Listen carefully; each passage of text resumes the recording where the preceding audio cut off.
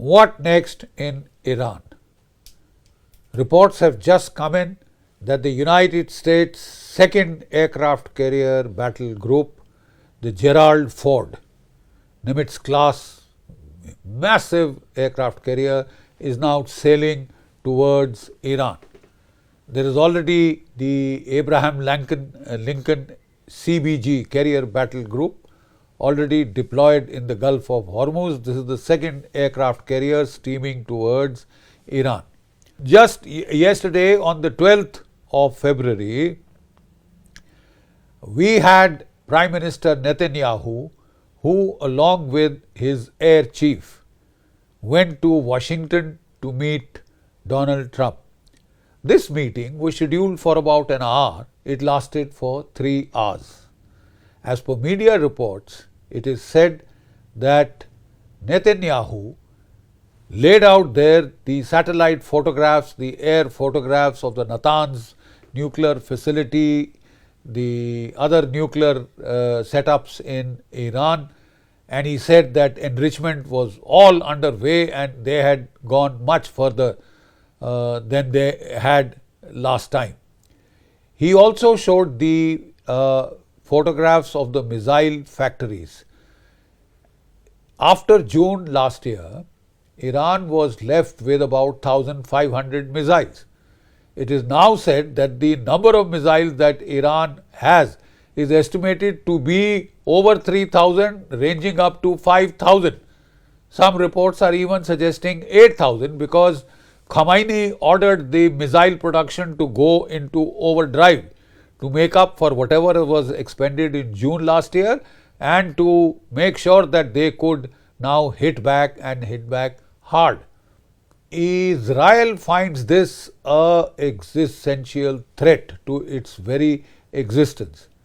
It is reported that Netanyahu told Donald Trump, "It is such a serious existential threat that we simply cannot afford to let it go. This is our now or never chance to hit Iran because the regime seems to have not been overthrown by the Cultural Revolution but quite weakened. And therefore, this is let's go for it now." Israel is worried that America has started engaging in talks. Donald Trump was very keen to do it initially because he was under the impression that the Cultural Revolution there in Iran, orchestrated by the CIA and Mossad, is going to overthrow the regime, and all it would need is a confirmatory knock of airstrikes by Israel and Iran. The fact is that uprising has failed. Russia provided a lot of electronic warfare equipment to jam the 50,000 odd Starlink terminals that had been infiltrated by the CIA and Mossad to link up with their agents in Iran. A lot of them have been jammed more or less, and they have been eavesdropping on them, and they have uprooted most of the agent networks. As it is, a lot had been uncovered last year. So that so-called colored revolution has failed dismally. And it was Netanyahu himself who had warned Donald Trump to hang on a bit, build more force levels, because what they had in situ in the Gulf was not sufficient to take on Iran and cater for its very massive counter strikes and reaction. It was Netanyahu himself. But now he has rushed there because he is worried that Trump chickens out again. Trump may not want to go through with this strike for very sensible and cogent reasons. After all, he is also in a midterm election year. He can't afford to have even a partial success. He needs 100% full-on success, and I'm afraid that is not assured. So Netanyahu has rushed to Washington. He was to go there a week later, but he has preponed his visit by a week, rushed there to request Donald Trump to speed up the proceedings and to join him in a strike. He's even gone to the extent of saying, if you won't do it, I'll have to do it alone. So it has been also reported in the media, not confirmed, but Donald Trump has said, I need 72 hours to consult with my national security establishment, to talk to the CIA, get the inputs from the CIA, Chairman, Joint Chiefs of Staff, National Security Council establishment, etc., etc. As a result of which, there was no joint statement issued at the end of this, no press statement issued at the end of this meeting. Netanyahu came in very quietly from the back door and went out as quietly. And there are reports to suggest that Donald Trump is not too keen to take such a huge risk when the outcomes are not at all assured, and the outcomes could turn awry.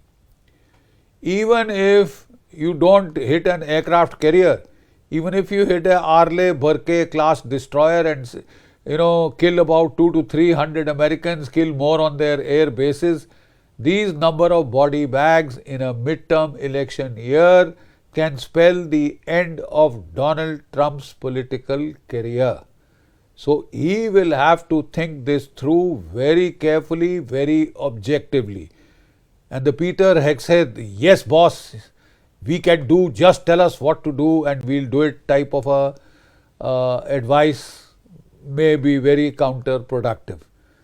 They'll have to give an objective assessment of costs, consequences, outcomes.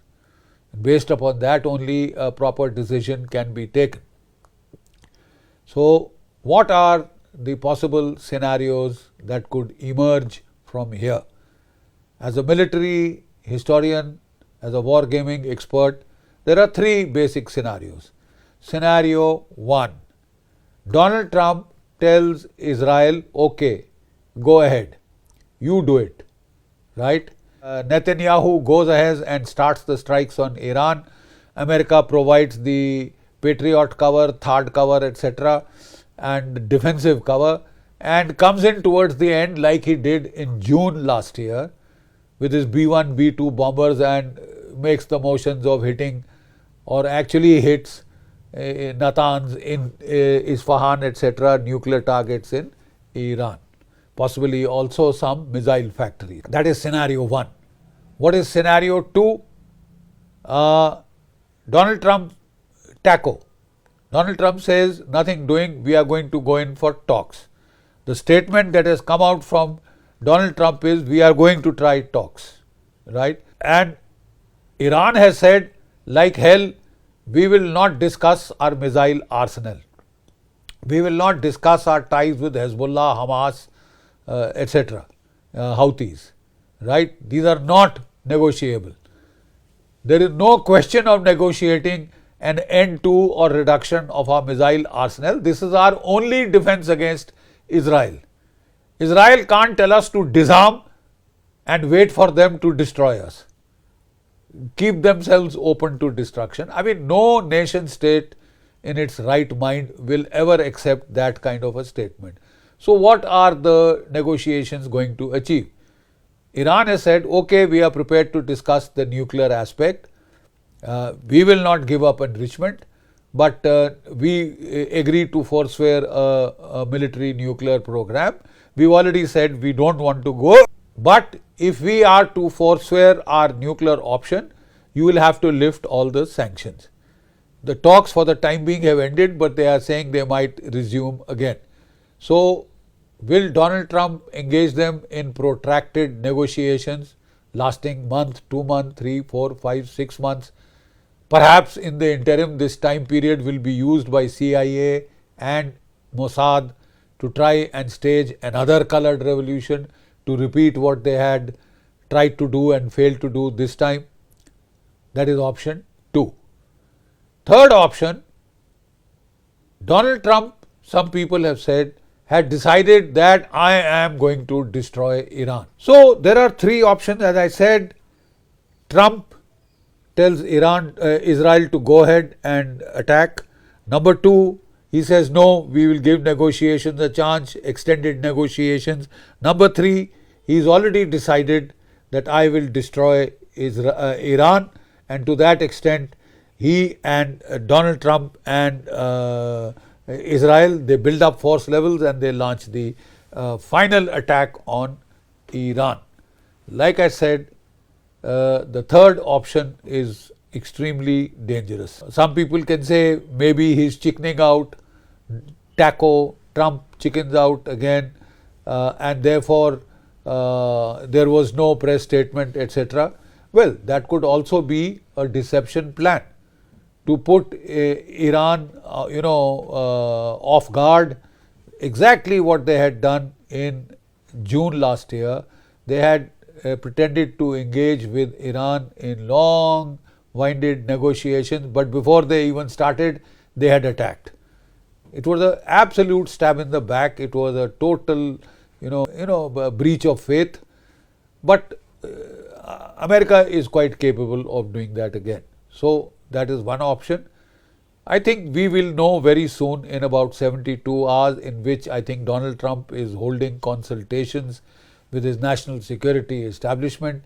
It remains to be seen whether the yes boss new school that we have seen, otherwise it was a very objective national security establishment which used to do very rigorous intellectual analysis of situations, their think tanks, their Pentagon, their CIA.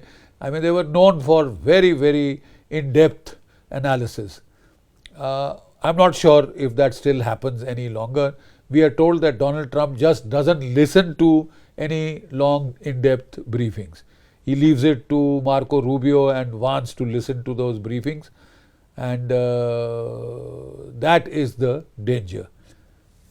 There is extreme danger of major accidental escalation, a regional war in the Middle East, if they go ahead and attack Iran. What are Iran's options? Like I have said, they have considerable Chinese support. 2 Chinese destroyers, Type 52, Type 055, armed with anti-ship missiles which can sink an aircraft carrier, are already in the Gulf. Russian battleships are also in the Gulf. They are holding a joint exercise with Iran. Like Venezuela, this is not in America's backyard, where the Chinese and the Russians did not want to pick a fight. It would be stupid militarily to pick a fight so close to America's mainland and at such distance from their shores. But this is a different ball game. Like I said, what will Iran do? If Israel attacks, they will cut loose on Israel with about 1,500 missiles at the very least.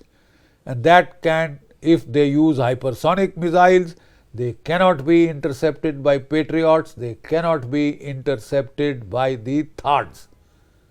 There is no defense. We have seen that in Ukraine. And if there is no defense, I'm sorry, but our friend Israel, their geographical space is very limited. In a limited geographical area, the damage that can be wrought by the missile arsenal, especially the hypersonic missiles of Iran. And there are reports that even the Russians have given Kinzhals and other hypersonic missiles. So the damage that can be inflicted can be catastrophic. With their short-range ballistic missiles, Iran will hit the American air bases in the Middle East, right? It can, with its hypersonic cruise missiles, ballistic missiles, hit the American aircraft carrier battle groups. They have so many options against them. They have swarm boats, fast attack craft, very small but in hundreds, which can swarm attack. So any attempt for an all-out strike against Iran now is fraught with extreme dangerous consequences. Donald Trump will have to think this through 10 times.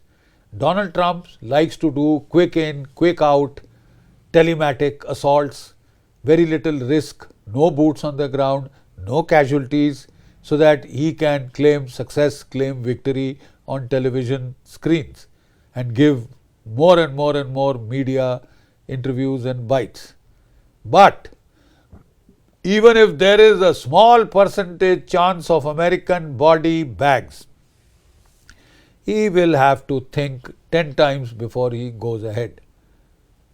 So there is one school of thought that says that Donald Trump is now a little leery of the Zionist lobby in his own country, his campaign contributors, etc., because he doesn't want to commit political harakiri. That's one view.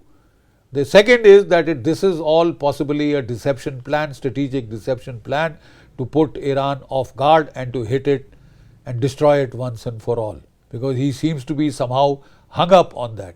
Well, he should be prepared for the costs and consequences of such a dire option, because the last thing that Iran can do is, apart from hitting, if it can't hit his aircraft carriers because they are well defended, well, it could hit the Arleigh Burke class of destroyers. 200 to 300 casualties are enough to torpedo Donald Trump's political career. So, like I said, you'll have to think 10 times. And the ultimate threat, I don't think Iran will do it in a hurry, because of the simple fact that the Chinese don't want them to cut the flow of oil from the Persian Gulf. 30% goes to them. 30% of their traffic comes from the Gulf, their oil. So, they are not keen that the Gulf oil be blocked, except perhaps for small durations. Maybe for small duration, just to threaten the rest of the world. But long duration, they would not want the permanent closure of the Gulf of Hormuz. It is equally terrible for them. But even a temporary closure can send the oil prices skyrocketing $150, $200 a barrel, which can destroy, torpedo the global economy, including that of the United States of America. I have been saying this again and again. The consequences are very, very, very difficult to contemplate, and they could be catastrophic. Accidental escalation, there are n number of chances. A Russian ship gets hit, a Chinese warship gets hit, then wait and watch what happens. This could be the trigger for World War III. So, I don't think you can just laughingly jump into such a conflict. You will have to think it through 10 times over. The only problem is Donald Trump has painted himself into a corner. He was so sure that regime change will take place that he has talked himself into a very, very dubious corner. Now he cannot be seen to be backtracking. So, I think he may try for a deal as an off-ramp. Whether he'll get that deal or not remains to be seen. If he does not get that deal, what will he be forced to do remains to be seen. But this is an extremely dangerous situation. The problem is, the United States and Israel have laid out clear red lines. Now, when you articulate clear red lines, then you have to ensure that they are not crossed, because then the loss of face, loss of prestige is very high. What are the three clear red lines? No nuclear enrichment, no bomb making by Iran. Iran is prepared to forswear bomb making, not give up nuclear enrichment rights. Okay. Number two, destroy your missile arsenal. I mean, even a bloody fool will not do that, because that is its only defense. Only defense of Iran is that missile arsenal, and it is trying to increase that so it can inflict prohibitive damage and thereby deter an attack on itself. Now, America says, destroy your missile arsenal, keep yourself open to attack, so that when our mood becomes okay, we will attack you, destroy you at will. Unless Iran wants to commit suicide, no regime in Iran can agree to that. The third condition is stop support to your proxies. Iran will say, I am not supporting them. Deniability is its first criteria. So, that is the danger. Red lines have been spelt out. Now, either you reinforce red lines or you lose face. Loss of face, loss of prestige is very, very consequential. people are painting themselves into corner. People have created a situation for themselves into which backing out is impossible. Backing out is impossible even for Iran. It has to cater for its own popular opinion. Right now, because of the national security threat, the whole people of Iran are backing their government. We saw that on the 12th of February when the anniversary of the revolution, Islamic revolution was being done. Millions of people came out on the streets to support their leader. But very wisely, Khomeini had been sent underground because they were not sure if they would use this. All trust between Iran, United States, Israel is gone. It is down to zero. Negotiation, extended, short, limited, will be extremely tricky and unlikely to succeed in such a scenario. The problem is there is so much of inflammatory rhetoric on both sides that backing down is virtually impossible. There is also a discussion in military circles that, you may not start with, kinetic strikes, or you may keep them very limited, or you may start with cyber attacks, which are easily deniable. The problem is you start with cyber attacks and Iran retaliates with kinetic attacks. It is very highly probable and possible. Very highly probable and possible. That is the entire danger. America, Iran or Israel say, we are launching limited strikes. So limited strikes frighten the other side. This is the tip of the spear. The main thing is coming. I can't wait. And Iran has said so much. In its desire to deter, it has said even a limited strike, I am going to go full on. Full on, do the worst that I can, because I may not be left with that capability to strike if I hang on for a week, 10 days. Right? So that is the danger, that both sides have painted themselves into corners from which there is no scope of retreat. There is no scope of walking back. That is the danger. That is why the world is staring at a third world war, which could well start with Iran. Let me add a fourth disaster scenario. The Chinese leadership decides that the best digression for the Americans from a Asia-Pacific scenario is Iran. It has already taken away 2 carrier battle groups. It could take away a third, we are told, is already on the way. Gerald Ford is already on the way, and the problem is that none of that resources are now available for a Taiwan contingency, South China Sea contingency. Theoretically, from a purely military point of view, if you ask me, this is the best opportunity for China to attack Taiwan or in the South China Sea, period. And if that happens, America has created a disaster scenario of imperial overstretch and overreach for itself. A number of American scholars themselves are saying that, America is showing all the signs of a declining empire heading for disaster. Out of 7 criteria for downfall, 5 have already been met by the Americans. Spain was once a global power. Its currency was accepted all over the world. In 80 years, it was down to 0. Britain was once a global power. Its currency, pound sterling, was accepted all over the world. World War II, and it was down to 0.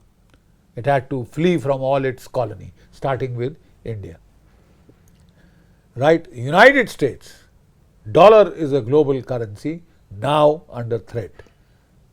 The American economy is facing problems. The debt is into trillions of dollars, $27 trillion, some more. There are those estimates out in the open domain. And if at this stage you get involved in not, quick in, quick out strikes, but in major wars, extended wars, I'm afraid that is the beginning of the end. Jai Bharat, Jai Hind.